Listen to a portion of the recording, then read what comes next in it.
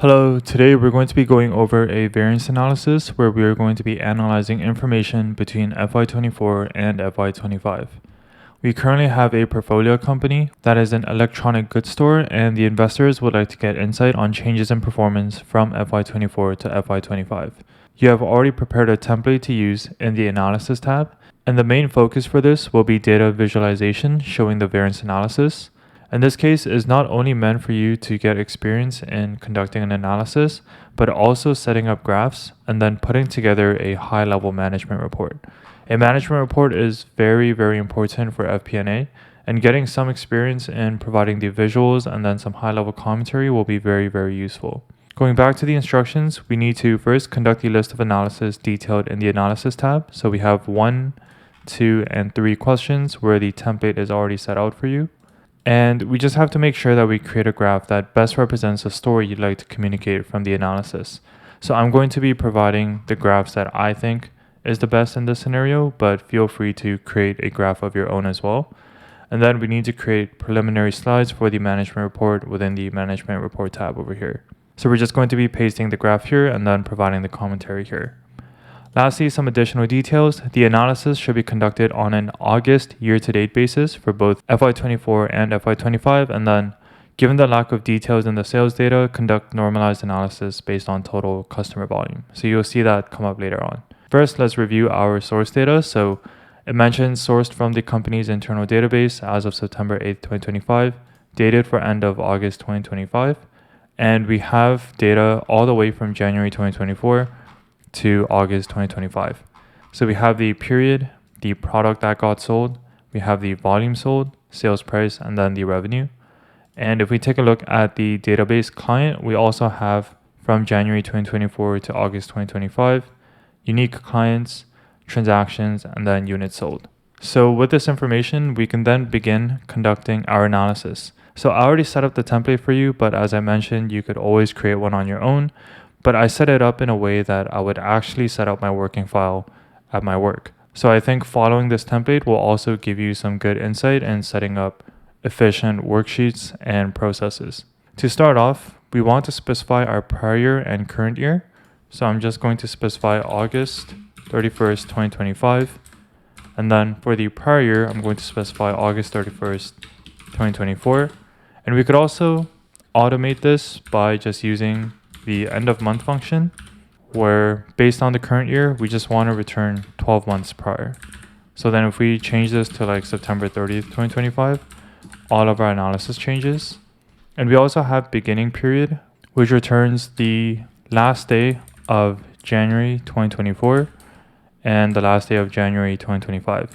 So based on the year that you specify in the analysis period, the beginning period will always return the first month of that year.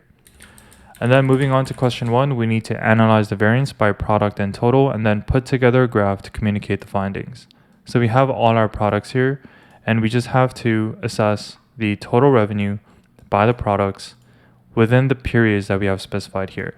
And then to bring in the volumes, I'm going to use SUMIFs, the revenue, where the product matches a product that we're analyzing, and then our period is greater or equal to analysis beginning period, and the period is less than or equal to the analysis end period or the current period. And then I could just paste this down here, and I can see that it is properly capturing all the data from January to August in both fiscal year 2024 and 2025. And then for the total, I'm just going to sum. And then for the variance, I'm just going to subtract FY25 minus FY24. And I can see that we generated about 18 million more in revenue. And I now want to communicate this analysis result to the investors. So the best graph that I would recommend here when you're bridging from one result to another is to use a waterfall graph. Now I'm going to set up the template for the waterfall graph. So it will be FY24 revenue, and then the different products, and then FY25 revenue. So it goes from the start period, the components, and then the ending period. So the start period will be 31 mil. The components will be the variance result by the different products, and then the ending will be the FY25 revenue. We can then highlight this data, go to insert, and I'm going to create a waterfall graph. Let's just add some more spaces. And I'm going to set FY24 revenue as a total, and then FY25 revenue as a total. I want all my increases to be in green, so I'm just going to click the increase, select it in green, and get rid of the grid lines, get rid of the chart title, and I now have our waterfall graph.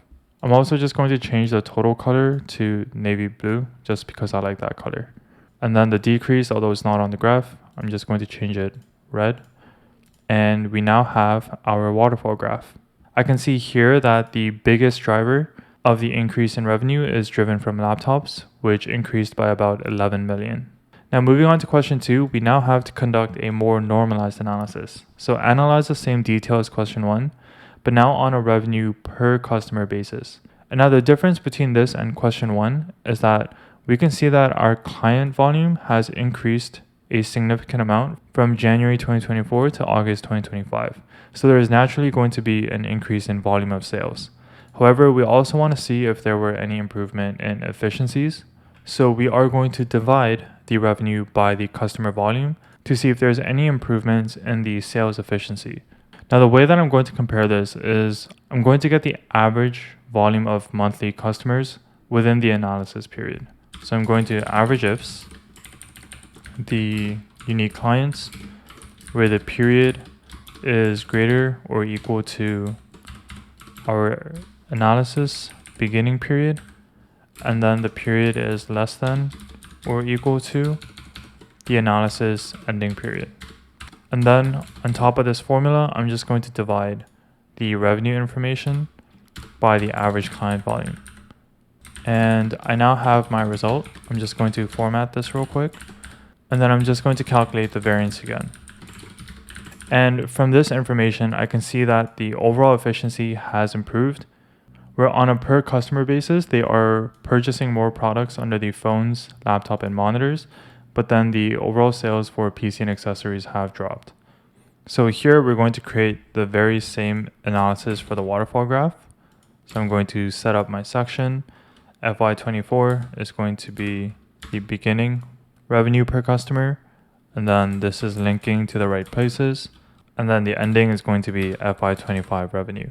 And I'm just going to copy the waterfall graph from up above, and I'm going to select data and then change my chart range to this information that we have here. So again, let's click this, set as total, and we now have our graph for question 2. For the last question, we need to determine the sales volume product mix for the last 12 months and then compare against the average revenue per client. Put together a graph to communicate the findings. So here we have to capture the sales volume as a percentage of total. So we're going to sum ifs the volume where the product matches the product that we're analyzing and the period matches the period that we're analyzing. Now we have to also divide this from the total. So we're just going to remove the condition that is analyzing that specific product. I'm just going to drag this down. This should equal 100%. And then average revenue per client, we're going to sum ifs the total revenue where the period matches the period that we're analyzing. And we're going to divide this by an X lookup of the period from the period here to get unique clients. Now let's drag this across, and we now have all our information. Now to visualize this, I want to set up a combination graph where we have a combined bar graph for the different products, and then we have an average revenue per client that moves in a line graph. So I'm going to first highlight my data set, go to insert, and then I'm just going to start off with a bar graph, and I'm going to change the chart type into a combo. So I'm going to move the average revenue per client into a secondary axis, and then I'm going to change everything else into a stacked column. And I'm also going to add data labels where they are all in the center, I'm going to get rid of the data label for the line graph. And then for all the data labels, I'm just going to change their font to white. Based on your preference, you could also change the fill colors to be more monotone. And we now have all the graphs that we want to use. So I'm going to copy this first and then move it into the management report. So we're going to move the graph here, copy the second graph, do the same thing, and then copy the third graph. So this one's definitely a bit longer. I am going to extend this one. So now let's begin the commentary. So here we just want to emphasize that revenue has increased for a total of about 18 million, and majority of that was driven from the increase in laptop revenue. For August 2025 year to date, the total revenue is 50 million, resulting about a 18 mil increase from FY24 August year to date. This is primarily driven from higher revenue from laptop sales. Now here you would want to support it with an analysis whether this is driven off of increase in prices or volume, but for this case, we're just going to leave it as is. For the next commentary, I'm going to add data labels here as well, just so that I can see what's going on. And here we can see that our average revenue per client over an 8-month period has improved from roughly 26,000 to now 28,000. And this is again driven off of higher volume of sales under the laptop product. So here we can say average revenue per client over an 8-month period has improved from 26K per client to 28K.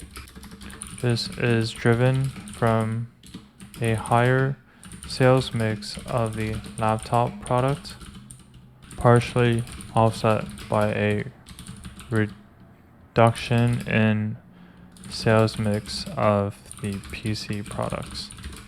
And then lastly, for our third graph, we have a sales volume mix from September 2024 to August 2025. So this isn't really focused on the FY24 versus FY25 because we're not looking specifically for the August year-to-date period, but this helps us see sort of how our sales volume mix has changed month over month in the last 12 months. So here we can see that accessories product mix has dropped from 38% to 30%. Our PC has also dropped from 14 to 10. However, our laptops have increased from 22 to 27. And then also for our phones, it increased from 21 to 26. So we are seeing a shift in the sales volume mix. So over the last 12 months, we can see that the sales volume mix has shifted. The demand previously seen for accessories and PC products have dropped, with a recent increase in the demand for phones and laptops. And you can stop the commentary here, but we could just mention what we would want to analyze to get further insight on this. So further investigation is necessary to determine the pricing impacts on revenue and assess the volume and price driven impacts on revenue. To determine the volume and price driven impacts on revenue. And with this, we are done the case. This is mostly to get you experience on analyzing pretty linear data to get some high level analysis and also get used to putting together graphs that are very common in management reports. And I highly recommend for you to try this to get some experience in putting together visuals and also some high level commentary. This will be available on my website for you to download, and if you have any questions, feel free to reach out. Thank you.